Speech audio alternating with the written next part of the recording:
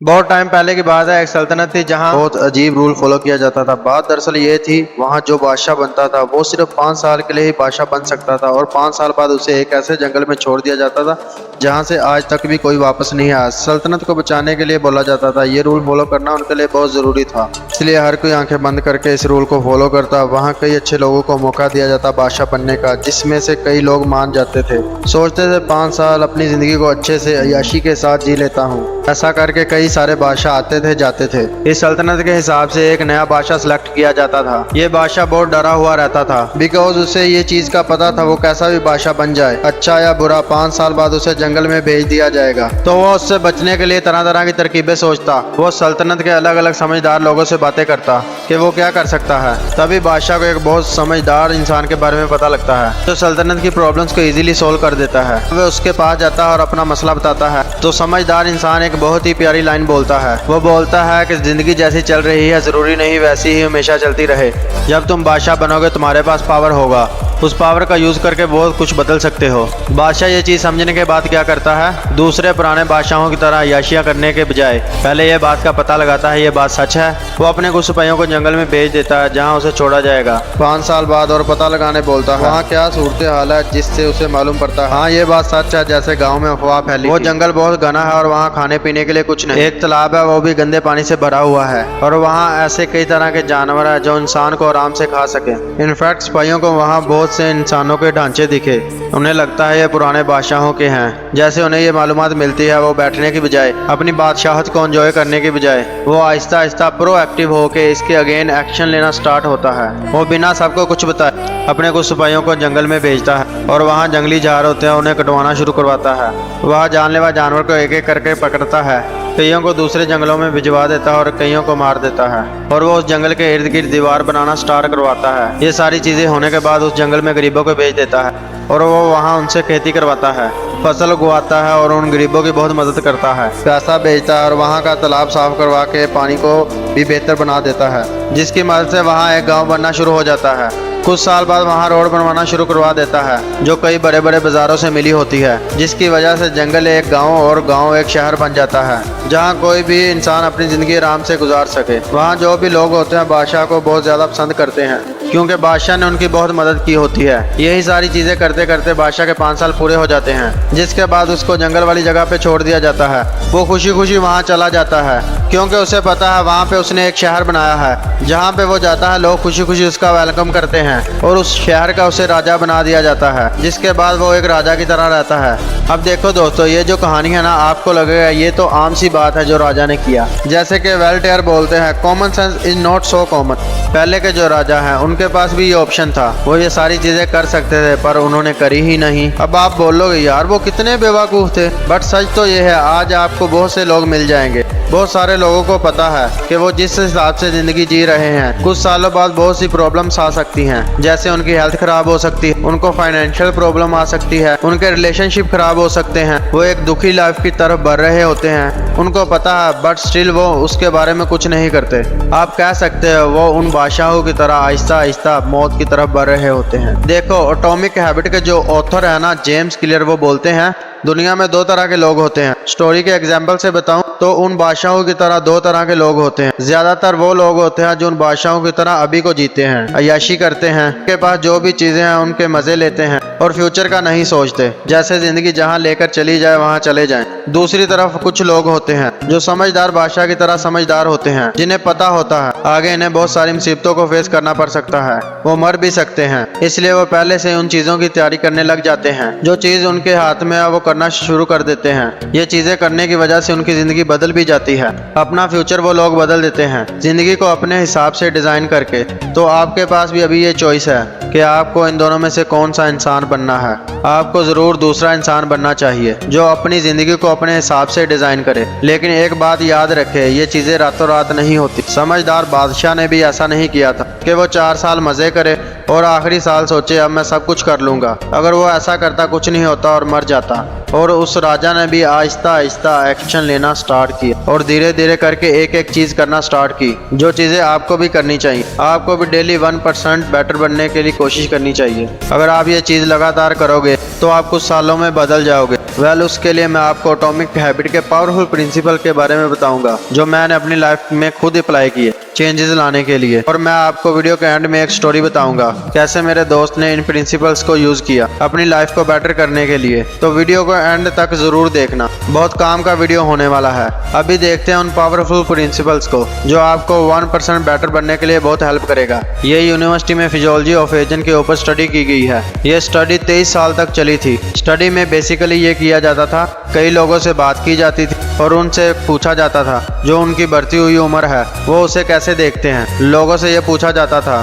ज्यादातर लोग 2 तरीकों में से एक तरीका ही बताते थे। पहला ग्रुप वो था जो एजेंट के बारे में पॉजिटिव था, कैसे वो बड़े होते जा रहे हैं, वो जिंदगी को बहुत पीसफुल देखते हैं, वो स्मार्ट होते जा रहे हैं, इन्हें जिंदगी के तौर तरीके बहुत अच्छे से समझ आ रहे हैं, पहले इन्हें समझ नहीं आते थे।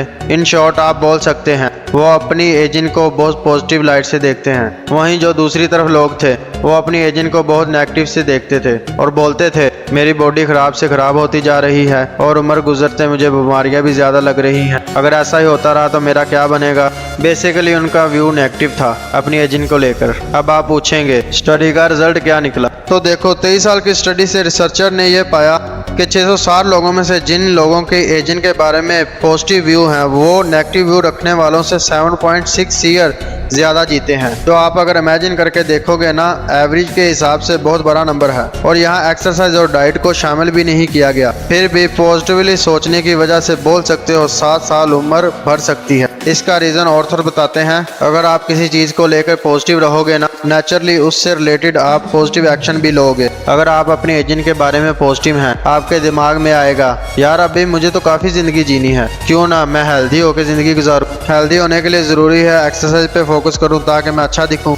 वहीं जो दूसरी तरफ नेगेटिव व्यू रखते हैं वो लोग ऐसा नहीं वो सोचते हैं एक दिन तो मरना ही है, क्यों ना खा पी के मारा जाए, एक्सरसाइज करने से क्या ही फायदा होगा। जो उन्हें नेगेटिव चीजों की तरफ फोकस करवाता है, जो उनकी नेगेटिव सेल्फ आइडेंटिटी क्रिएट कर देता है। देखो ऑथर बोलते हैं ना, हमारी आइडेंटिटी बहुत जरूरी होती है। देखो फॉर एग्जाम्पल जब भी कोई चीज हम सोचते हैं हम अपनी जिंदगी में बदलेंगे तो हम लोगों का फोकस सिर्फ 2 चीजों पर जाता है, हमारे एक्शंस और हमारा रिजल्ट पर। जैसे कि आपको अपना वेट कम करना है तो आप क्या करोगे, आप एक्शन के बारे में सोचोगे, हाँ मुझे जिम करना है और डाइट पे फोकस करना है, और फिर आईने में देखोगे क्या रिजल्ट आया, कितना मेरा वजन कम हो रहा है। हमारा फोकस सिर्फ 2 चीजों पर आता है, जबकि एक तीसरा एलिमेंट भी है जिस पर हम फोकस नहीं करते लेकिन करना चाहिए। दोस्तों देखो ऑर्थर के अकॉर्डिंग ना, ये जो बिहेवियर चेंज का प्रोसेस ये 3 लेयर्स में होता है, जहाँ रिजल्ट सबसे आउटर लेयर होता है, सबसे एंड में आता है, जिसके बाद सेकंड लेयर आती है एक्शन। लेकिन उससे पहले भी एक लेयर आती है जो बुल्स आई होती है, वो होता है आपकी आइडेंटिटी। आप उस एक्शन के बारे में कैसे सोचते हो, आपके बिलीफ क्या है। जब आपकी आइडेंटिटी स्ट्रॉन्ग रहती है तो वो आपको एक्शन लेने के लिए मजबूर करती है। अगर आपकी आइडेंटिटी नेगेटिव है तो वो आपको नेगेटिव एक्शन लेने के लिए मजबूर करवाएगी। अगर आपकी आइडेंटिटी बिलीफ स्ट्रॉन्ग रहेंगे तो उसके पॉजिटिव एक्शन लेके रिजल्ट भी पॉजिटिव क्रिएट कर सकते हो। इसलिए अपने बिलीफ पे हमेशा काम करते रहो। तो एग्जैक्टली आपको कैसे करना है उसके लिए एंड में मैं आपको एक स्टोरी बताने वाला हूँ। मेरे दोस्त ने खुद किया है रिजल्ट क्रिएट करने के लिए, वो स्टोरी मैं आपको क्लियर करूंगा। सबसे पहले आपको आइडेंटिटी को स्ट्रॉन्ग बनाना है, पॉजिटिव आइडेंटिटी अपने बिलीफ और माइंडसेट को पॉजिटिव बना के। उसके बाद फिर आता है रूथलेस एलिमिनेशन। तो एक बार फिर क्या होता है, एक बाप अपने बेटे के साथ रेस्टोरेंट में खाना खा रहा होता है, जहां वो नोटिस करता है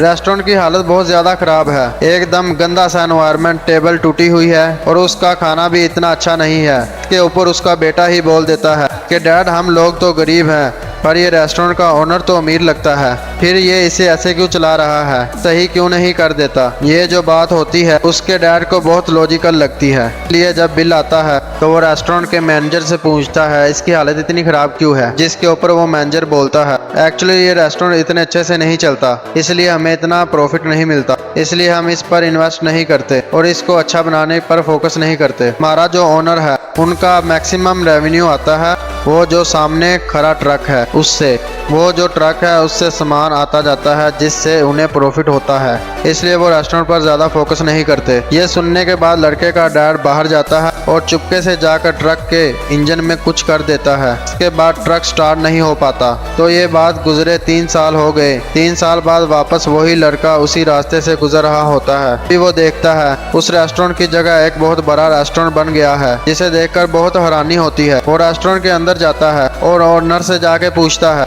यहाँ पर तो पहले एक छोटा सा रेस्टोरेंट था, उसका क्या हुआ? वो जो ओनर है बताता है, एक्चुअली में ये वही रेस्टोरेंट है, बस मैंने इसे बड़ा बना दिया है। जब वो तहकीकात करता है और पूछता है ये सब कैसे हुआ, उसे पता चलता है तो ओनर बताता है, मेरे पास एक ट्रक था जिससे मुझे बहुत पैसे आते थे, फिर कुछ हो गया और ट्रक खराब हो गया और मेरी कमाई बंद हो गई। इसके बाद उसको अपना पूरा ध्यान रेस्टोरेंट पर देना पड़ा। जब इन्होंने ये चीजें करना शुरू करी, रेस्टोरेंट पर ध्यान देना शुरू किया, उसमें कुछ चीजें बदली। कस्टमर पे फोकस करने लग गए, खाने पे फोकस करने लगे। उसके बाद लोगों को हमारा रेस्टोरेंट पसंद आने लगा और बहुत मशहूर हो गया। इनफैक्ट ये हमारे शहर का पहला 5 स्टार रेस्टोरेंट बना और इसके बाद मैंने 5 रेस्टोरेंट और खोले। दोस्तों आपको पता है ये जो वर्ड है ना प्रोस्पेरिटी, वो 1400 सन में पहली बार इंग्लिश डिक्शनरी में डाला गया। दोस्तों इसका जो मतलब है सिंगल मोस्ट इम्पोर्टेंट टास्क, और 500 सालों तक ये सिंगुलर ही रहा। फिर इसको चेंज करके प्रायोरिटीज कर दिया गया, जिसके बाद आज तक हम प्रायोरिटीज पर फोकस करते हैं, यानी बहुत सारे इम्पोर्टेंट टास्क जो हमें करने हैं। हमें स्कूल कॉलेजेस हर जगह पर प्रायोरिटी 1 प्रायोरिटी 2 ऐसी चीज़ें सिखाई जाती हैं जो हमें कहीं ना कहीं बताते हैं बहुत सारी चीज़ें इंपॉर्टेंट हैं। लेकिन सच तो यह है हमारे माइंड के लिए सिर्फ एक चीज़ जो सबसे इम्पोर्टेंट है उस पर काम करना है और उस पर फोकस करना है। इसलिए आपको अपनी ज़िंदगी में आइडेंटिटी का पता चलने के बाद, अपने बिलीफ को स्ट्रॉन्ग करने के बाद सिर्फ उन कामों पे फोकस करना चाहिए जो सबसे ज़्यादा इम्पोर्टेंट है। इसका एग्जाम्पल वॉरेन बफेट की एक स्टोरी बहुत अच्छे से बताती है कि कैसे वो एक बार प्लेन में जा रहे थे। इन्होंने क्या किया था, उनके साथ एक शख्स बैठा था जो आदमी वो बहुत परेशान था। अपनी ज़िंदगी में बताओ तुम्हारी ज़िंदगी के टॉप 25 गोल्स क्या हैं, उसे एक पेज पर लिख दो। और उसने एक एक करके अपने 25 गोल लिखे। फिर वॉरेन बफेट ने कहा इनमें जो 5 गोल इंपॉर्टेंट है उनको सर्कल करो, बाकी 20 को उनको एक अलग पेपर पर लिखो और फाड़ दो और सिर्फ 5 गोलों पर फोकस करो। ये जो है आप भी कर सकते हैं, जो आपको एलिमिनेशन करने में हेल्प करेगी। आजकल हमें लगता है हमें ये भी करना चाहिए, वो भी करना चाहिए, लेकिन ऐसा नहीं है। आपको एलिमिनेट करने पे भी फोकस करना चाहिए। आपको उन चीज़ों पर फोकस करना चाहिए जो हकीकत में करना ज़रूरी है। देखो ऑथर बोलते हैं किसी भी चीज़ में फॉर्म करने के लिए बस 3 स्टेप्स की ज़रूरत होती है, जिसे 3 आर्ट्स ऑफ हैबिट फॉर्मेशन बोलते हैं। जहां आर्ट सबसे पहले स्टैंड करता है रिमाइंडर के लिए, जो हमें सिग्नल्स देता है कि हमें इस हैबिट पे काम करना है। जैसे कि फॉर एग्जांपल आपके फ़ोन में नोटिफिकेशन आती है तो ये आपको रिमाइंडर देता है कि आपको कब फ़ोन चेक करना है। फिर रूटीन समझो, आप मोबाइल उठाने के बाद में भी आप कुछ देर इंस्टाग्राम पे स्क्रॉल करते हो, फिर आप जाते फेसबुक खोलते हो, में भी ट्विटर खोलते हो, तो आपका एक रूटीन बना हुआ होता है। जैसे आप ये रूटीन को फॉलो करते हो तो आपको रिवार्ड भी मिलता है, डोपामिन, नई चीज़ें, नई नई वीडियो देखने से। ऐसे आपकी हैबिट फॉर्म हो जाती है। अब देखो ऑथर बताते हैं ये जो बैड हैबिट होती है उनमें रिवार्ड बहुत जल्दी मिलता है, इसलिए हम उसमें एडिक्ट हो जाते हैं। Smoking, porn, drugs, social media, procrastination, इन सभी हैबिट्स के जो रिवार्ड होते हैं वो हमें बहुत जल्दी मिल जाते हैं। हमें मज़ा आता है बहुत जल्दी, बहुत कम से कम टास्क करके, जबकि जो गुड्स हैबिट्स होती हैं उनके रिजल्ट्स हमें जल्दी नहीं मिलते। जैसे कि फॉर एग्जांपल अगर आप आज एक्सरसाइज करना स्टार्ट करोगे और ऐसा नहीं कि एक्सरसाइज करने के बाद सीधे ही आईने में जाके देखो और आपकी बॉडी बन जाए, आपको कुछ महीने लगेंगे अपने रिजल्ट्स के लिए। अगर आप बुक पढ़ना शुरू करोगे, ऐसा नहीं कि आप कल ही जीनियस बन जाओ, कुछ साल बाद आपको समझ आएगा कैसे उन बातों ने आपके डिसीजन को चेंज किया। इसलिए गुड हैबिट्स को फॉर्म करना बहुत मुश्किल होता है, बट आप इस 3 आवर्स को समझते हुए अपने आप को 1% बेटर बना सकते हो बहुत इजीली। अब मैं एग्जांपल देता हूँ अपने दोस्त का, जिसने इन प्रिंसिपल को फॉलो किया और न्यू हैबिट्स बनाई।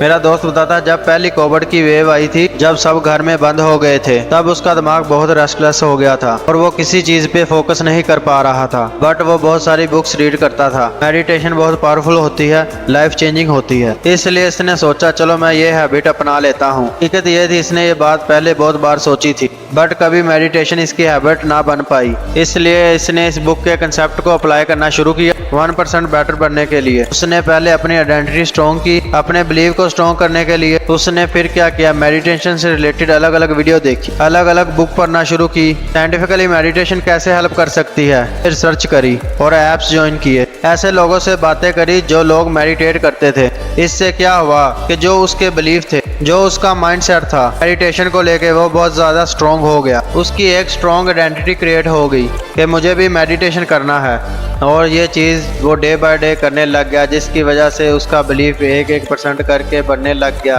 कि उसे मेडिटेशन करना चाहिए। इसके बाद कई सारी चीज़ों को लैमिनेट भी किया, जिसे उसे पहले लगता था मुझे ये भी करना चाहिए, वो भी करना चाहिए, बहुत सारी चीज़ें करनी चाहिए मेडिटेट बनने के लिए। बट नहीं, उसने वो एक सिंपल सी चीज़ करनी स्टार्ट की, 3 आवर्स ऑफ हैबिट फॉर्मेशन करनी बस। जैसे कि फॉर एग्जांपल, जब भी वो सुबह उठता था वो अपने लिए कॉफ़ी बनाया करता था, जिसमें उसको सिर्फ 4 मिनट लगते थे। ये 4 मिनट थे, वो बैठता था, मोबाइल स्क्रॉल करता था या फिर लेट जाता था। तो उसने उस 4 मिनट को जो वेस्ट जा रहे थे उसका यूज़ करना स्टार्ट किया। उसने सोचा इस 4 मिनट में मैं मेडिटेट करूँगा, जो उसने फिर करना स्टार्ट किया। कभी 30 सेकंड, कभी 1 मिनट, और ऐसे ही 4 मिनट यूज़ करके मेडिटेट करता था। डेली वो डे बाय डे 1% बेहतर होता गया, और इस चीज़ को उसने अपनी रूटीन बना ली। कॉफ़ी बनाना एक ट्रिगर साबित हो गया, जब तक कॉफ़ी बन रही है तब तक मैं मेडिटेशन की प्रैक्टिस करूँगा। हो गया रूटीन। इसके बाद रिवार्ड क्या था, 4 मिनट बाद उसकी कॉफ़ी रेडी हो जाती थी, जो उसे बहुत पसंद थी, जो उसका रिवार्ड होता था। ऐसे करके उसकी ये डेली रूटीन बन गई और 1% इम्प्रूव होने लगा, और वो इस हैबिट को अपनी ज़िंदगी में ले आया। ऐसे ही आप भी अपनी हैबिट को फॉर्म कर सकते हैं और अपनी डेली रूटीन में शामिल करके 1% बेटर हो सकते हैं। अगर मेरी वीडियो अच्छी लगी हो तो सब्सक्राइब, लाइक, कमेंट और अपने दोस्तों को ज़रूर शेयर करें।